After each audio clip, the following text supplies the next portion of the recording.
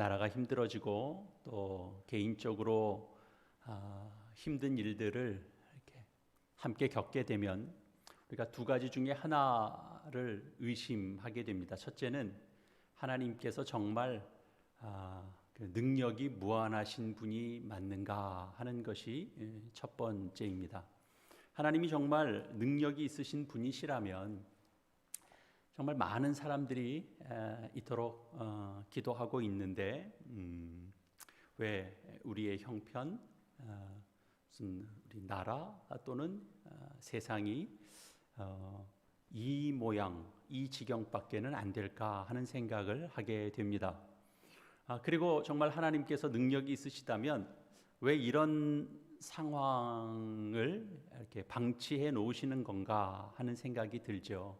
그래서 이것이 첫 번째 드는 의심이고, 두 번째 또 다른 의심은 하나님께서 힘이 있으시다고 해도 정작 나를 또는 우리를 사랑하지는 않으시는 건가 하는 생각을 또 하게 됩니다. 만약에 사랑하지 않는다라고 하면 하나님께서 능력이 있으신가 없으신가를 논하는 게 별로 의미가 없어지게 되죠. 능력이 있으시다고 해도 나를 사랑하지 않는다면 그 능력은 결국 나와는 아무런 상관이 없는 것이 될 것이기 때문에 그렇습니다. 정답은 뭘까요? 진실은 하나님은 강하시고 그리고 하나님은 나를 사랑하십니다. 우리를 사랑하십니다. 하나님께서 능력이 많으시다라는 걸 우리는 어떻게 알죠? 우리는 창조에서 우리는 확인합니다. 지음받은 것이 아무리 강하다 하더라도 그것을 창조하신 창조주보다 능력이 있다, 더 강할 수 있다, 그럴 수는 없습니다. 하나님은 창조 과정 속에서 하나님의 능력을 보이셨습니다. 그리고 지금도 계속 창조하고 계십니다. 그렇다면 하나님의 사랑은 우리는 무엇으로 알 수 있습니까? 하나님의 사랑은 십자가를 통하여 우리는 확인하게 됩니다. 성경이 우리에게 분명하게 밝히죠. 하나님이 세상을 이처럼 사랑하사 독생자를 주셨으니 라고 분명하게 밝혀줍니다. 하나님의 사랑은 그 아들을 내어주는 데까지 나아가는 겁니다. 그래서 하나님의 능력과 하나님의 사랑은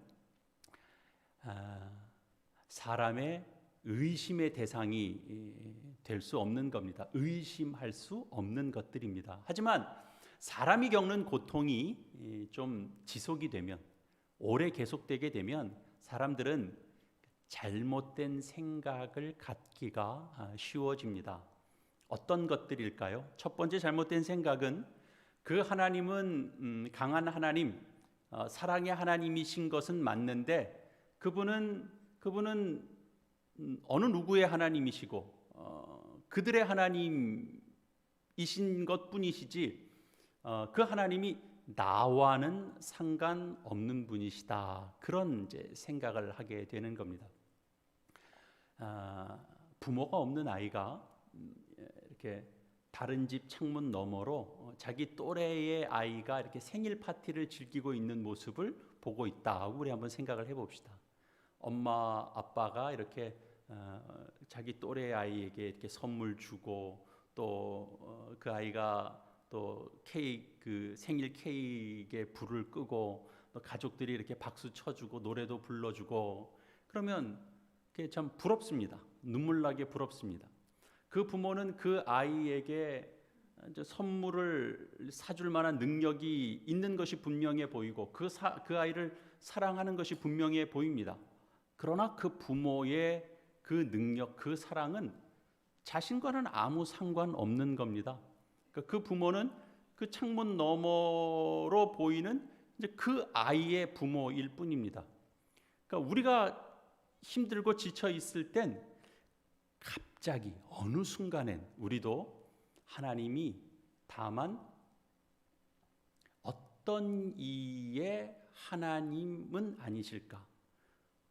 어떤 누구만의 하나님은 아니실까? 그런 생각을 하게 된다라는 거죠. 하나님께서 내 하나님이라고 생각하며 살아왔던 것이 내가 착각한 건 아닐까? 물론 그렇게 생각하고 싶지 않죠. 그러나 그렇지 않고서는 지금 내가 겪고 있는 이런 아픔이 어떻게 좀 설명이 잘 안 되는 겁니다. 나도 누군가처럼 이렇게 정말 이렇게 기쁘게 소리내서 찬양하고 싶고, 정말 누구처럼 정말 감사가 터져 나와서 감격의 눈물도 나도 흘리고 싶고, 다른 성도들처럼 이렇게 막 손 붙잡고 이렇게 껴안고 그러면서 기쁘게 교제도 나누고 사랑도 나누고 자신의 현실 속에서 감사를 나누고 싶습니다. 그러나 그렇게 안 됩니다. 그러니까 어려움이 있기 때문에, 내 속에 아픔이 있기 때문에, 그러니까 설명이 잘 안 되는 거예요. 교회에서는 늘 좋으신 하나님을 늘 말씀하는데, 내가 겪고 있는 어떤 아픔과 그 좋으신 하나님은 이렇게 함께 있는 것 자체가 이렇게 불가능해 보이는, 납득이 잘 안 되는 거예요. 그래서 이제 홀가분하게 속에서 결정을 내리는 거죠. 정리를 이제 깔끔하게 해내는 거죠. 그러니까 나는 예외인가 보다, 그렇게 생각하게 되는 거죠. 그러니까 성경의 모든 말씀들과 약속이 다 맞긴 하지만 그것들이 사실은 어떤 누구에게만 진리인 것처럼 보이게 되는 그런 순간순간들을 겪을 수 있습니다. 나는 아니다, 나는 예외인가 보다, 하나님은 저들의 하나님이신가 보다, 나의 하나님은 아닌가 보다. 너무 나간 생각 같아 보이십니까? 옛 성도들도 다 같은 생각을 했었습니다. 그래서 하나님은 이사야 선지자를 통해서 이렇게 이제 말씀하십니다. 이사야 그 뒤에 이제 40장에 보면 27절에 이런 말씀이 기록되어 있어요. 야곱아 어찌하여 내가 말하며 이스라엘아 내가 이르기를 내 길은 여호와께 숨겨졌으며 내 송사는 내 하나님에게서 벗어난다 하느냐. 이게 무슨 말씀이냐 하면 이스라엘이 불평했다라는 겁니다. 어떻게 불평했냐 하면 주님은 내 사정을 모르시는가 보다. 하나님께서는 내 권리, 내 정당한 권리를 도대체 지켜주실 생각을 안 하는가 보다, 그렇게 여겼다는 겁니다. 그러니까 이런 생각은 과거에나 지금에나 그 사람들이 갖는 순간순간 갖는 생각이고, 그런 생각들에 대하여 하나님께서 일종의 꾸짖는 말씀이죠. 이런 말씀이 있는 이유가 뭡니까? 그래서 이사야 선지자를 통하여 이런 말씀을 하도록 한 이유가 뭐죠? 하나님께는 예외가 없다라는 겁니다. 그들의 하나님이거나 너무 당신들의 하나님이거나 그렇지 않다라는 거죠. 성경에서는 하나님은 우리의 하나님이고 나의 하나님이고 그렇다라는 겁니다. 하나님께서는 나를 아시고 내 사정을 아시고 하나님은 내 권리를 지키시는 분이시다라는 겁니다. 그렇기 때문에 결론적으로 나는 예외인가? 이런 생각을 갖는 건 지극히 잘못된 생각인 겁니다. 그리고 또 고난이 계속될 때 또 사람들이 가질 수 있는 그 잘못된 생각, 그 두 번째 잘못된 생각은 뭐냐면, 내가 조금의 티끌만큼도 남김없이 이렇게 철저하게 완벽하게 회개해야만 하나님께서 도우시는가 보다, 하나님의 도우심을 얻을 수 있다라고 생각하는 생각입니다. 물론 하나님은 우리에게 회개를 요구하십니다. 성경에서는 정말 헤아릴 수 없이 많은 그 말씀들이 회개에 관하여 말씀합니다. 회개할 것을 촉구합니다. 실제로 하나님께서는 우리의 죄악을 깨닫게 하시기 위해서, 우리가 고칠 수 있도록 하시기 위하여 때로는 우리를 치시기도 하십니다. 그러나 하나님께서 우리에게 기대하시는 것은 통회하며 회개하는 것, 우리가 마음 아파하며 하나님을 찾는 것, 그런 마음인 것이지 실제로 우리가 완벽하게 깨끗해지는 것, 그것을 말하는 것이 아닙니다.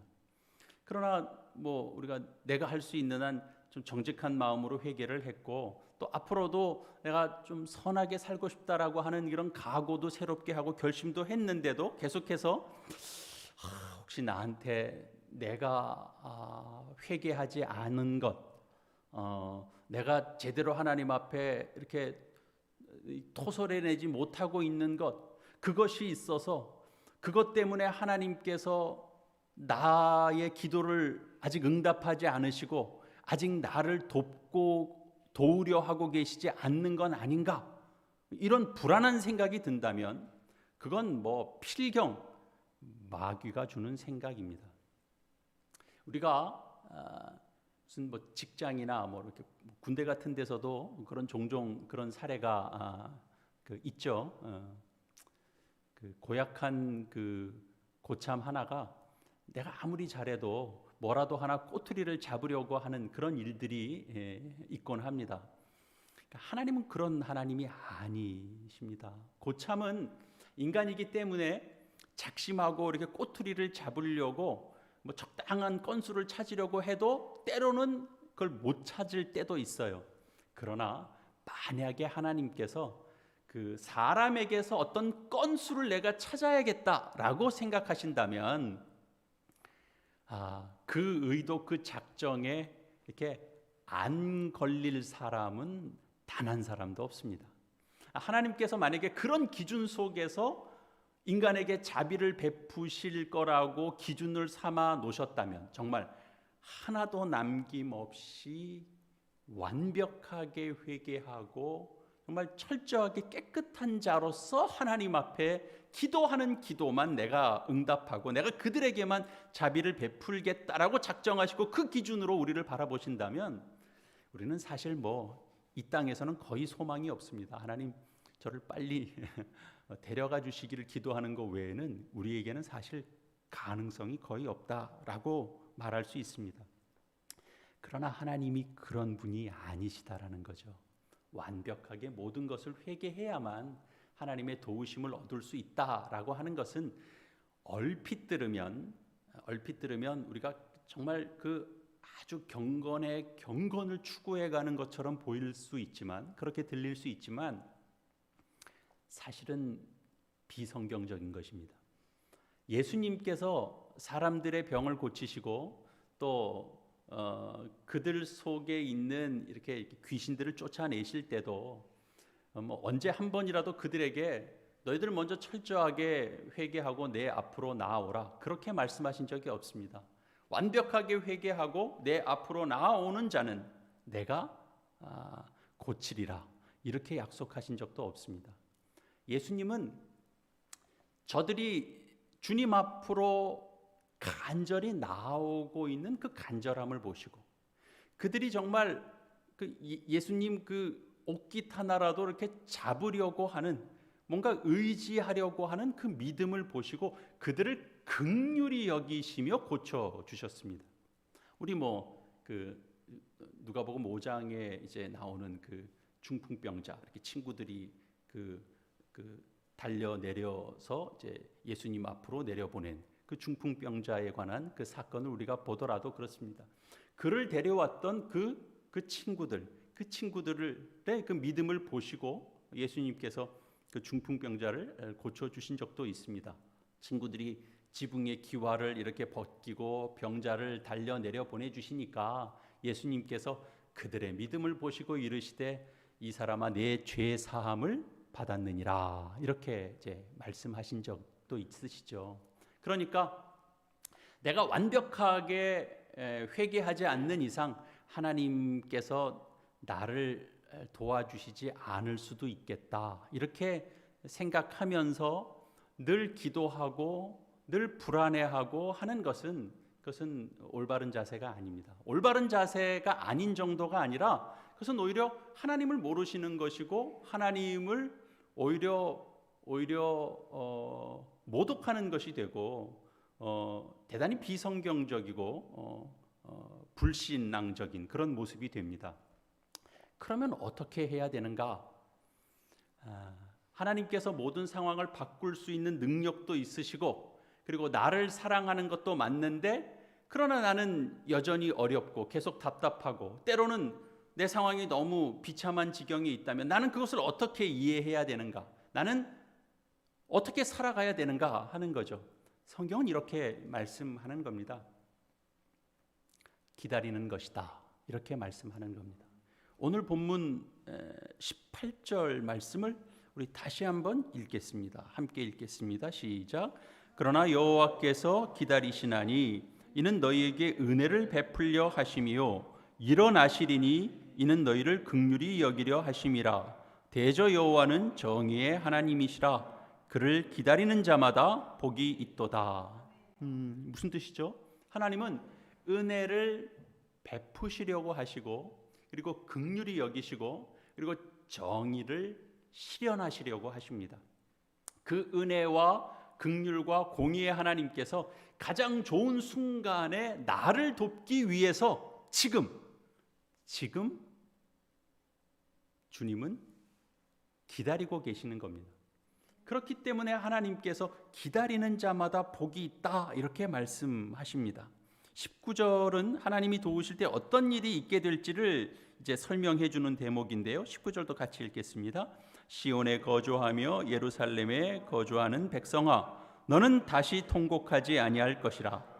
그가 내 부르짖는 소리로 말미암아 내게 은혜를 베푸시되 그가 들으실 때에 내게 응답하시리라.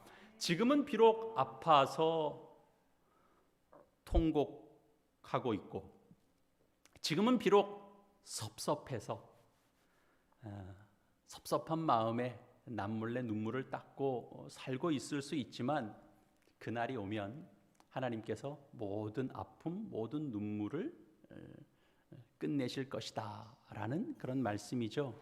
그렇기 때문에 우리는 하나님은 능력이 없다라든지 하나님은 너를 사랑하지 않으시는가 봐 라는 그런 말은 마귀가 우리 귀에 속삭이는 음성이라고 확신할 수 있어야 됩니다.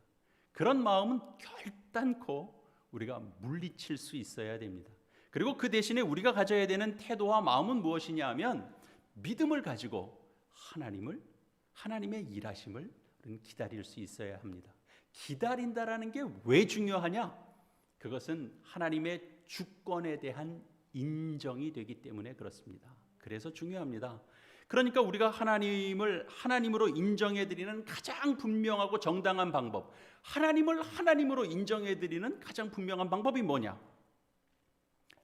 기다릴 줄 아는 믿음입니다. 하나님은 우리가 정한 시간에 우리가 원하는 일을 해주셔야 되는 그런 분이 아닙니다.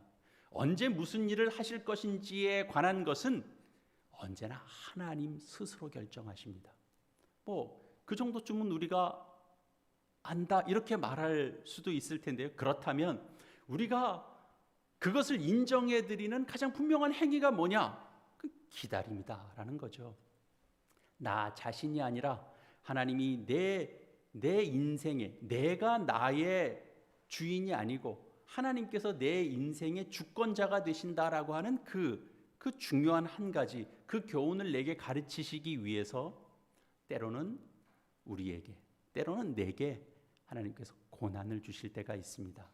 하나님이 우리에게 원하는 것을 이제 주시건 또 안 주시건, 또는 주신다면 그 주시는 시간이 언제가 되든 간에 그것은 오직 하나님께서 결정하시는 일입니다.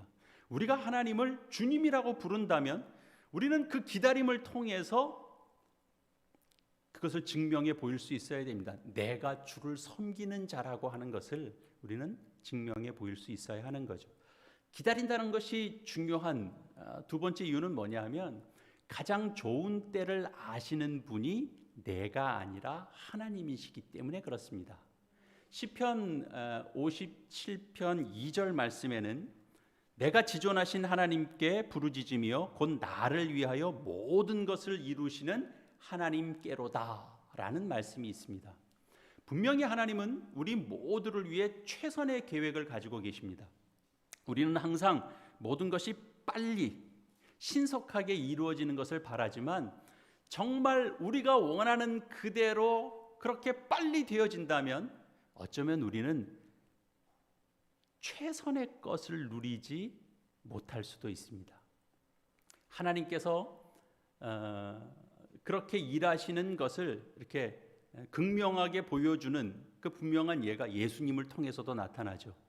하나님께서 최선의 때를 기다려 역사하신다라는 그 사실을 가장 분명하게 보여주시는 것이 예수님의 사역 속에서 등장합니다. 복음서에서는 예수님께서 줄곧 이런 말씀을 하시는 것 우리 기억하실 겁니다. 내 때가 아직 이르지 않았다. 이런 말씀을 예수님은 종종 하셨어요. 그 가나 혼인 잔치 속에서도 이렇게 좀 예수님께서 좀 나서 주실 것을 이렇게 분위기를 잡으니까 어머니에게도 여자여 나와 무슨 상관이 있나이까 내 때가 아직 이르지 아니하였나이다. 그렇게 말씀하신 적이 있습니다. 그리고 6월절에도 예수님의 형제들이 이 예루살렘에 올라갈 때도 예수님께서 이렇게 말씀하셨어요. 너희는 명절에 올라가라. 나는 내 때가 아직 이르지 못했으니 나는 이 명절에 아직 올라가지 아니하노라. 이렇게 명확하게 말씀하신 적이 있습니다. 그렇게 종종 예수님은 그런 말씀을 하셨었는데 예수님께서 처음으로 내 때가 이르렀다라고 하신 그런 때가 있습니다.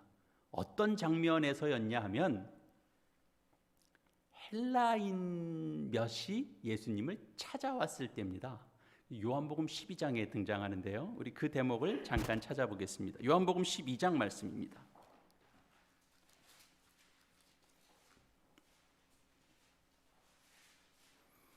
요한복음 12장 20절 말씀입니다.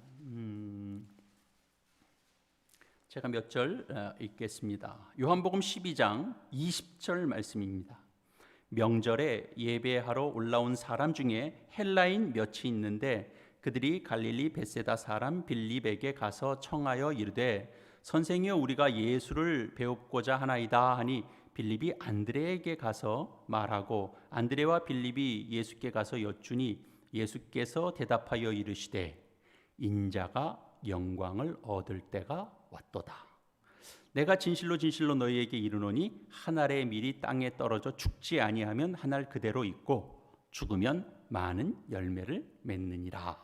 24절 정도까지만 읽겠습니다.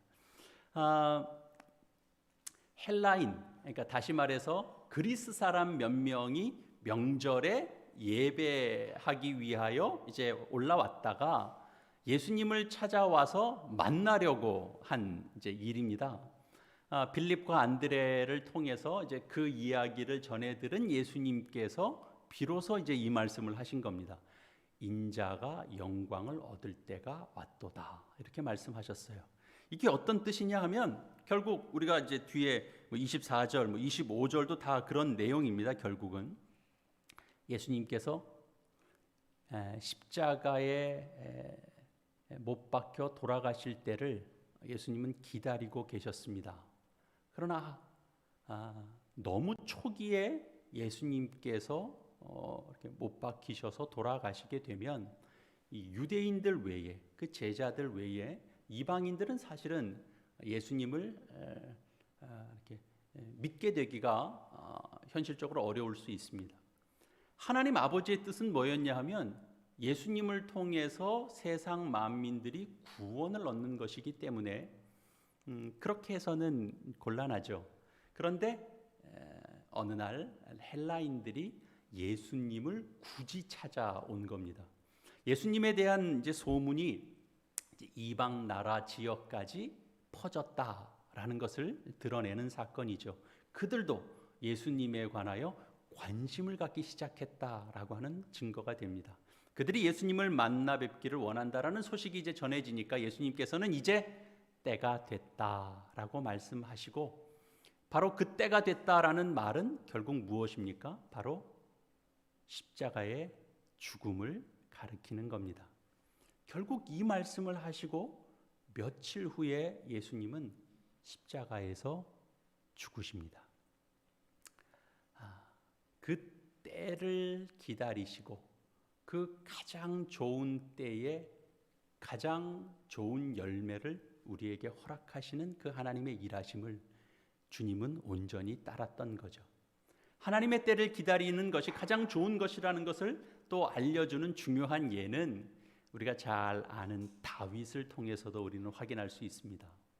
다윗도 이스라엘의 왕으로 기름 부음 받은 사람이었지만 사울 왕도 역시 기름 부음 받았던 사람입니다. 네, 우리 사무엘 하 1장이라든지 또 역대상 10장, 10장일 거예요. 거기에 보면 사울 왕이 길보아 산 전투에서 그의 세 아들과 함께 블레셋 군대에 의하여 죽임을 당하는 사건이 이렇게 기록되어 있습니다. 그렇게 되니까 이제 다윗이 이제 비로소 그 기름 부음을 받은 이스라엘의 왕으로서 다윗이 이제 등극할 수 있게 되죠.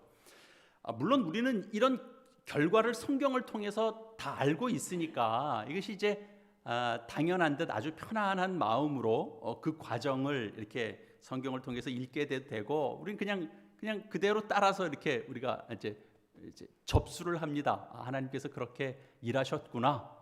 그러나 사실 다윗의 입장에서 보면 이건 전혀 다른 이야기가 됩니다. 하나님께서 분명 사무엘 선지자를 통해서 자신을 이스라엘의 왕으로 삼겠다라고 약속해 주셨는데, 그러나 사울 왕은 멀쩡하게 살아 있습니다. 그뿐 아니라 사울이 혹 어떻게 된다 할지라도 그의 왕위를 이을 아들은 이미 여럿 있는 상황입니다. 그러니까 말이 안 되죠. 답답한 일이죠. 보통의 사람인 경우에는 어떻게 할 수 있을까요? 선택할 수 있는 게 몇 가지 있을 수 있는데 그 중에 이런 것들도 가능하죠.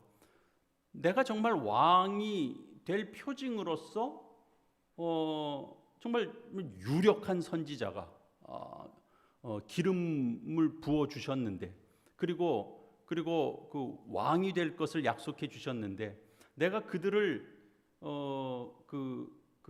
이제 나에게 새로 기름을 부어 주셨으니까 내가 이제 저들을 제거하고 왕이 되는 것이 하나님의 뜻이겠다, 이렇게 생각하고 얼마든지 모의를 할 수도 있겠죠. 이른바 구테타를 일으킬 수 있겠죠. 그러나 다윗이 그렇게 하지 않았다라는 걸 우리는 압니다. 다윗은 기다립니다. 다윗의 생각은 뭐였냐 하면 하나님의 기름 부음 받은 종을 인간이 칠 수는 없다. 그래서는 안 된다라는 것이 다윗의 생각이었습니다. 그리고 만약에 다윗이 직접 사울 개인에게나 아니면 그 아들들을 공격했다라고 하면 이스라엘 그 전체 공동체적으로 따지면 이 공동체 안에 아마 깊은 상처가 되어서 이 이스라엘 이 공동체가 하나의 연합체가 되는데 대단히 어려움을 겪었을 겁니다. 그 상처는 다윗이 왕이 된 이후에도 그것은 쉽게 사라질 수 있는 일의 성격이 아닙니다. 다윗은 그런 무리한 방법을 쓰지 않고 하나님을 바라보며 기다렸습니다. 하나님께서 어떻게 하셨죠? 다윗이 스스로 어떤 것도 하지 않았지만 사울과 그 세 아들이 같은 날 같은 장소에서 죽게 하셨습니다. 인간적으로 범죄하지 않고 기다렸던 다윗에겐 최선의 열매로 주어진 것입니다. 사랑하는 교우 여러분, 우리는 하나님께서 우리에게 무엇을 하시려고 하시는지, 무엇이 최선인지 하나님께서 다 알고 계신다라고 하는 것을 우리는 인정할 수 있어야 됩니다. 우리는 어떤 자들이냐? 우리는 모릅니다. 우리는 모르기 때문에 우리는 기다리는 자일 수 있어야 하고, 기다리는 자마다 복되다라고 하는 말씀을 주의 약속의 말씀으로 붙들 수 있어야 합니다. 하나님은 우리의 모든 것을 변화시킬 수 있는 힘과 능력을 가지고 계십니다. 그리고 또한 하나님은 우리를 사랑하십니다. 그분이 기다리십니다. 그분이 최선의 때가 어느 때인 줄을 아시고 그 때를 기다렸던 자들에게 그 열매를 누리도록 하십니다. 역사를 통하여 그렇게 하셨고 앞으로도 그렇게 할 것입니다. 이 시대에 여러분이 살고 있는 여러분의 인생 속에 하나님의 주권을 인정해 드리십시오. 과거나 현재나 사람들은 역사를 통하여 배우라라고 하는 말씀을 계속 듣고 있는데, 기억하라라고 하는 말씀을 계속 듣고 있는데, 사람들은 그 역사를 통하여 잘 배우지 못합니다. 그래서 또 답습합니다. 또 반복합니다. 달라진 게 있다면 이런 건 달라질 수 있을 겁니다. 앞에서 무슨 일이 있었기 때문에 우리는 그걸 반복해서는 안 되겠지라고 토를 달고 그리고 답습합니다. 우리는 배우지 못하죠. 그래서 이사야 우리 오늘 본문의 이 30장의 앞선 그 9절에서도 이런 말씀이 있었어요. 대저 이는 패역한 백성이요 거짓말하는 자식들이요 여호와의 법을 듣기 싫어하는 자식들이다. 이 자식들이 누군데요? 유다 백성들이에요. 다른 말로 말하면, 우리식 표현으로 바꾸자면, 신자들이 하나님의 말씀을 듣기 싫어하고 신자들이 하나님의 법을 따르기를 싫어한대요. 과거나 현재나 하나님의 주권을 인정하는 건 사실 말처럼 쉽지 않습니다. 우리가 자기 중심적이 될 땐 더더욱 힘듭니다. 자기 손해를 감수하기 싫을 땐 더더욱 어렵습니다. 하나님의 법을 따르기 싫고 하나님의 주권을, 그 행사하시는 방식, 하나님의 일하시는 방식이 좋아 보이지 않습니다. 내 기준이 자꾸 들어오는 겁니다. 하나님 방식 싫습니다. 그래서 그때나 지금이나 인간은 이 이사야 선지자가 활동했을 때, 이 히스기야 왕 때 그들이 선택했던 것, 인간은 어려움을 만나면 어떻게든 동맹을 잘 맺는 일을 골몰하는 것, 그것은 과거나 현재나 크게 다르지 않습니다. 우리는 어느 때든지 하나님을 바라보고 하나님의 주권을 인정해야 합니다. 그리고 하나님의 때를 기다릴 수 있는 지혜를 달라고 우리가 기도할 수 있어야 됩니다. 하나님의 때를 기다릴 수 있는 그 인내를 우리가 쌓아갈 수 있도록 하나님 도와달라고 우리 기도할 수 있어야 되는 겁니다. 하나님의 주권을 인정하고 또 하나님께 순종하며 기다렸더니 하나님께서는 내가 상상하지도 못했던 참으로 귀한 일을 허락하셨다고 하는 그런 간증을 저나 여러분들이나 우리 함께 나눌 수 있는 그 일을 우리 간절히 이렇게 바라는 것입니다. 내가 기대했던 일이 그저 단지 시간차만 두고 지금은 아니지만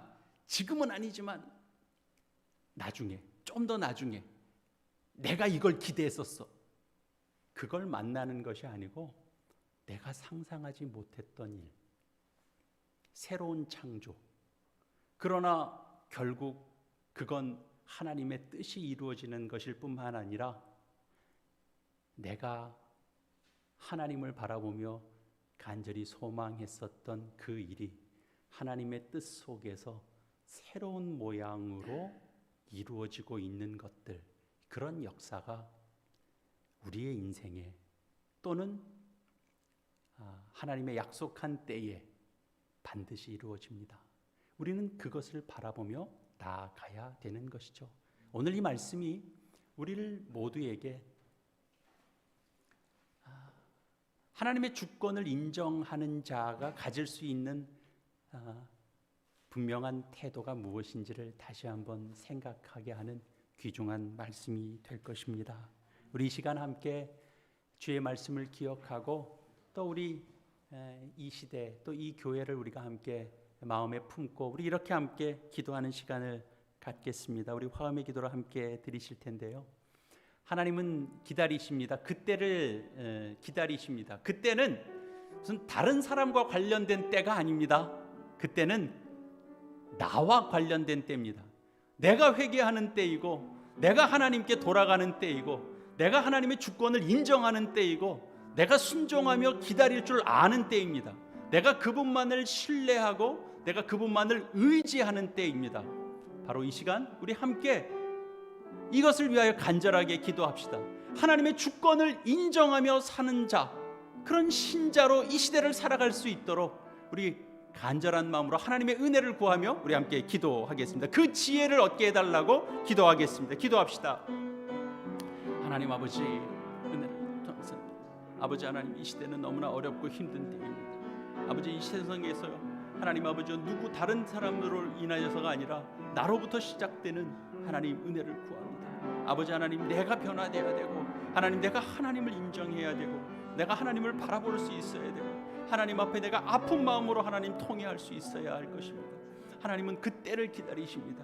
하나님 기다리시고 하나님의 그때에 우리를 새롭게 하시고자 하시는 하나님의 은혜를 하나님 준비하고 계십니다.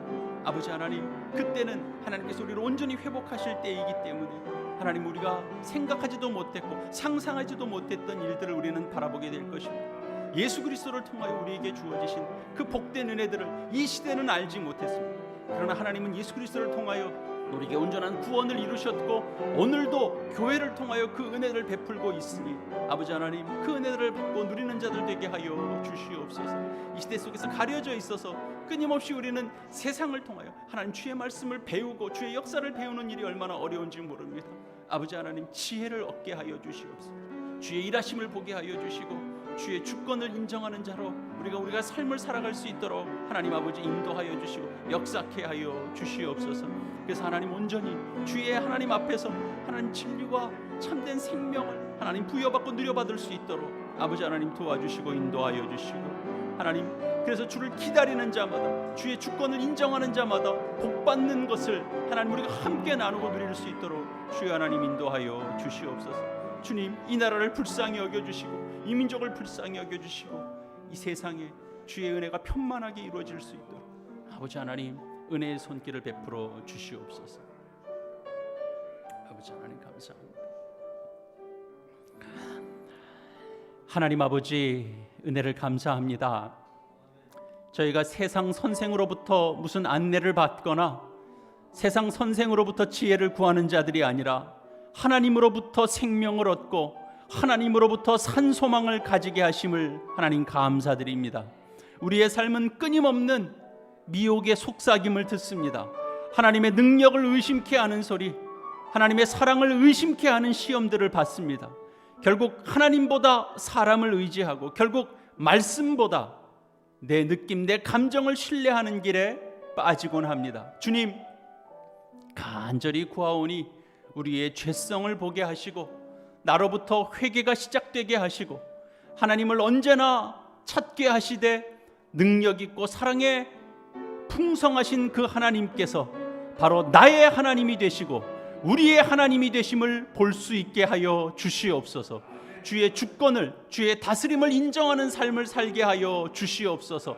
세상이 어렵고 나라가 어렵고 교회도 힘든 시기를 겪고 있습니다. 주님, 내 소리가 아니고 어떤 누구의 소리가 아닌 주의 약속의 말씀에 주목하는 자들 되게 하시고 온전히 주를 신뢰하는 것으로 우리의 능력과 지혜 삼는 우리 모두가 되게 하셔서 주께 소망을 두고 기다리는 자마다 복을 누리게 하여 주시옵소서. 예수님의 이름으로 기도합니다. 아멘. 우리 다 함께 우리 자리에서 일어나셔서 우리 가정에서도 경건한 마음으로 찬송가 595장 함께 찬송하겠습니다.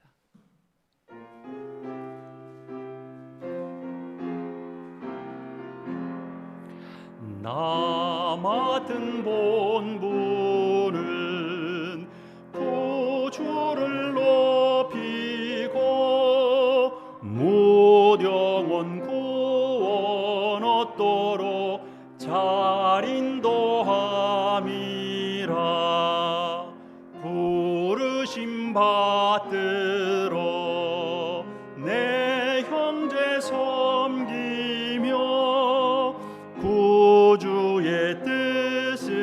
뜻을 따라서 내 정성 다하리. 주 앞에 모든 일 잘 행케 하시고 이후에 주님 배울 때 상 받게 하소서. 나 항상 깨어서 늘 기도드리며 내 믿음 변치 않도록 날 도와주소서.